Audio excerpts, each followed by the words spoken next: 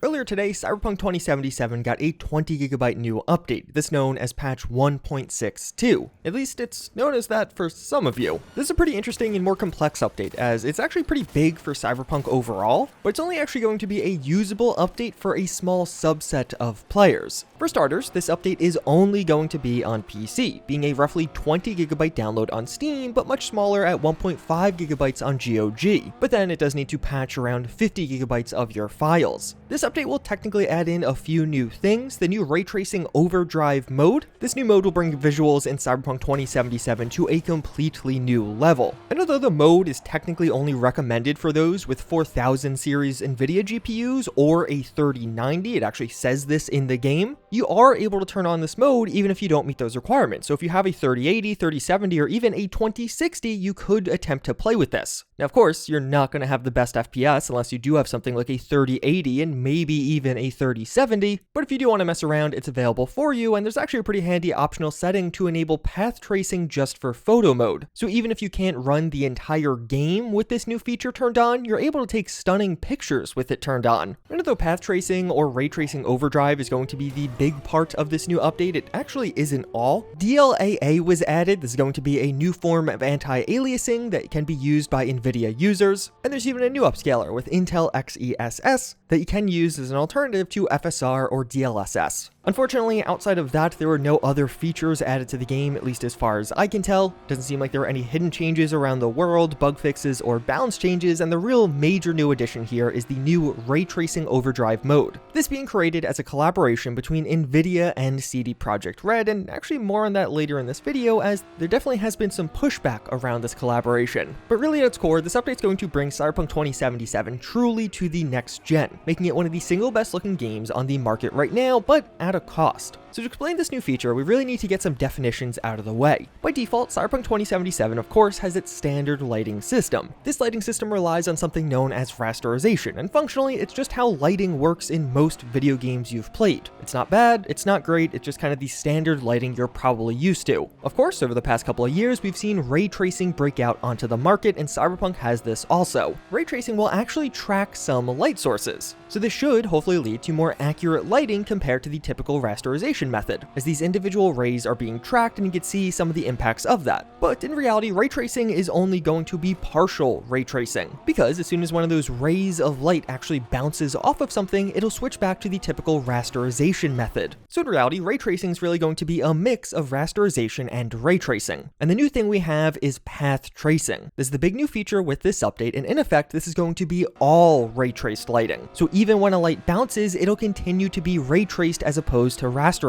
And it basically is just simulating light almost exactly how it works in the real world, where lights bouncing around will be accounted for and actually illuminate things. And that's great, it all sounds great, but what does it actually mean in game? Comparing the standard lighting in Cyberpunk 2077 to both ray tracing and now path tracing with this new RayTracing Overdrive mode, you can actually see a lightness curve of sorts. With the standard lighting using rasterization, lots of things are just artificially lit. Despite there not being a logical light source, you'll notice things are generally just going to be quite a bit brighter. Like the side of this seat with the standard lighting is just glowing yellow as if a light is being shown on it, even though there isn't actually a light directly shining on it. But as soon as you turn on regular ray tracing and a light bounce is accounted for, things become far darker. The location of shadows is more accurate now. If you look back at that seat, it is now being lit by a totally different light source and glowing blue. But as you then progress to the big daddy of path tracing, multiple light bounces are accounted for. You'll notice things brighten back up again as a light is bouncing around in each scene even more now. And one of the big benefits you should hopefully notice almost immediately with path tracing is there's going to be a much larger contrast between areas that are lit versus not lit. Areas that are lit are going to be bright and have their lighting actually color that area, where areas that don't have direct light on them are actually going to be much darker now and shadows accurately represented. There's a far larger contrast between lit and non-lit areas, especially when you can compare this to just typical rasterization, where everything just kind of has this broad lightness to it. And you can clearly see this in V's apartment. On regular lighting, you'll see things are really well lit, even from a distance. Once you turn on ray tracing, things become a bit more accurate, but also far darker. But then with path tracing, things are brightened up once again because light is able to now bounce around and actually illuminate illuminate things based off bounces. And as you cycle through these, you can almost see that lightness to being much darker to actually lighting up again as path tracing is accounted for. But one of the biggest changes you'll notice with this, outside of just some of that shadowing, is light color and temperature properly being implemented here. If you look back at that restaurant scene once again, we see a mix of warm colors and cool bluing colors, and things are just really all over the place. With ray tracing on, things go far cooler overall, but once you actually get into path tracing, you get a more accurate general warmth from those overhead lights and what sun is getting in. And with some of these comparisons of ray tracing versus path tracing, you'll notice the entire color of the scene will change as the light source is now able to bounce around more, and in turn, whatever that original light was, if it's blue, orange, or some other color, you'll actually see that light almost infect the scene more and change the overall color dynamic. At some points, it almost literally looks like you're turning off or on a reshader E and B with how different the light coloring is. And you can see it really clearly on this car still. With path tracing on, the building and side rails are glowing pink due to the sign actually reflecting off of them. But with just the regular ray tracing, since the light bounces aren't being accounted for, most of that is unaffected. And the other major part you're going to notice here is accurate shadowing. Look at this car scene with ray tracing. The car has almost no shadowing on its side, where once you switch to path tracing, you can immediately see the car's casting a shadow, the bumper is no longer artificially illuminated. And one of the really cool parts about this is it's really going to apply to the game overall. You can see here that even in the distance, those arches are casting much more profound shadows with path tracing compared to ray tracing, and it just gives the lighting in the world a more layered and substantial look. And things that are meant to be bright are actually bright now. You can see with path tracing, this illuminated sign is almost too bright. And when compared to ray tracing, you can really see this actually has a much larger impact on the environment overall, with that sign really illuminating things around it. And one of the things that you may notice the biggest difference with in-game are actually car headlights. You can probably see it most accurately as I'm parked up against this wall. With path tracing, my light will actually flood the scene, and we can see more light being reflected in the environment. And you can even see some of the accurate shadowing behind the tires of the car. And a cool thing this will extend to are also muzzle flashes, which will now cast accurate shadows. You can see with ray tracing, the muzzle flash almost just illuminates the ground in a circle, while with path tracing, there is a clearer edge where the shadow is being created and there's a fade as the light dissipates. So now, of course, as you do turn on path tracing, you start to experience the game with this. One of the big questions people are going to have is, what kind of hit on FPS are we talking about here? There are a ton of benchmarks online, but from my perspective, I was using a system with a 4090 running at 4K resolution, and my other specs are on screen. Without DLSS, path tracing is basically unusable. Without DLSS on, I get under 20 FPS while using path tracing. But even just turning on DLSS 2.0, which many modern NVIDIA GPUs will be able to use, I was able to use path tracing at 4K with the game absolutely maxed out at about 60 FPS comfortably. And although there were definitely some drops from time to time, this is definitely playable with just DLSS 2.0. It seems like this definitely could be playable even with an older NVIDIA card, like a 3080. Yeah, it does feel wild calling a 3080 an older card, but if you drop the resolution under 4K and use something like DLSS, you should be able to experience path tracing at least somewhat. And if you have the big guns with DLSS 3.0 or frame generation, those two are the same thing, which does require you to have a 4000 series GPU, you'll actually get a pretty good amount of FPS here. On my 4090 with path tracing on and every other feature maxed out, I was able to get about 95 FPS on average, running at 4K. In some scenes, my FPS would drop, but rarely did I even drop under 70 FPS. I was always above 60, definitely, and even at points, I was above 100 FPS when nothing too crazy was going on. And despite how complicated path tracing is on the game, it seems like this is actually very usable. It seems like users, even with a 4070,